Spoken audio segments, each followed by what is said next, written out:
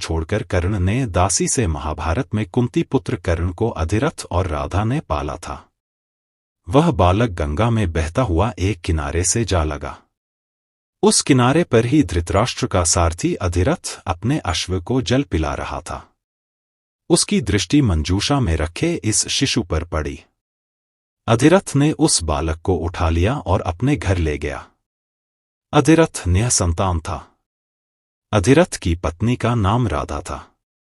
राधा ने उस बालक का अपने पुत्र के समान पालन किया। उस बालक के कान बहुत ही सुंदर थे, इसलिए उसका नामकरण रखा गया। इस सूत दंपति ने ही कर्ण का पालन पोषण किया था, इसलिए कर्ण को सूत पुत्र कहा जाता था तथा राधा ने उसे पाला था, इसलिए उसे राधेय भी कहा जाता था। महाभारत के अहम पात्रों में से एक सूर्य पुत्र कर्ण का जीवन सदैव रहस्यमय रहा। वह एक महान योद्धा होने के साथ साथ ज्ञानी पुरुष थे।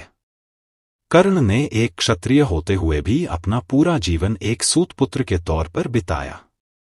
जब कर्ण के विवाह का वक्त आया तब भी उन्हें सूतपुत्र होने के कारण अपमान का घूंट पीना पड़ा।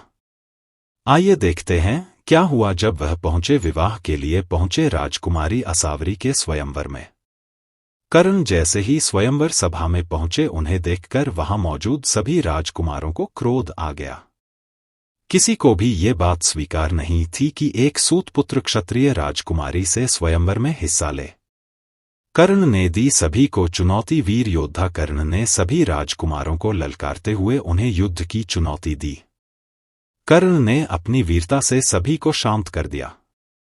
सभी सिर झुकाए चुपचाप सब देखते रहे। असावरी के पिता ने वरमाला की आज्ञा। राजकुमारी असावरी के पिता भी सूतपुत्र होने के कारण कर्ण के साथ अपनी पुत्री का विवाह नहीं करना चाहते थे। कर्ण के हाथों सभी राजकुमारों को पराजित होता देख उन्होंने मजबूरी में अपनी पुत्री को कर्ण के गले में वरमाला डालने की आज्ञा दे दी। जब राजकुमारी असावरी कर्ण के गले में वरमाला डालने आगे बढ़ी तो कर्ण ने उन्हें रोक दिया और कहा कि मैं आपसे विवाह नहीं कर सकता है। इस दृश्य को देखकर सभी लोग हैरान रह गए। इसलिए कर्ण ने किया दासी से विवाह। कर्ण ने कहा कि राजकुमारी, आप मजबूरी में मुझसे विवाह करने जा रही हैं, जबकि आपकी दासी मुझसे प्रेम करती है। आपकी दासी पद्मावती की आंखों में मेरे प्रति प्रेम की भावना है, इसलिए मैं उनसे विवाह करूंगा। पद्मावती ने कर्ण के विवाह प्रस्ताव को स्वीकार कर लिया और दोनों का विवाह हो गया। बाद में कर्ण और पद्मावती के पुत्र ने अश्वमेध यज्ञ पूरा करने में पांडवों की सहायता की।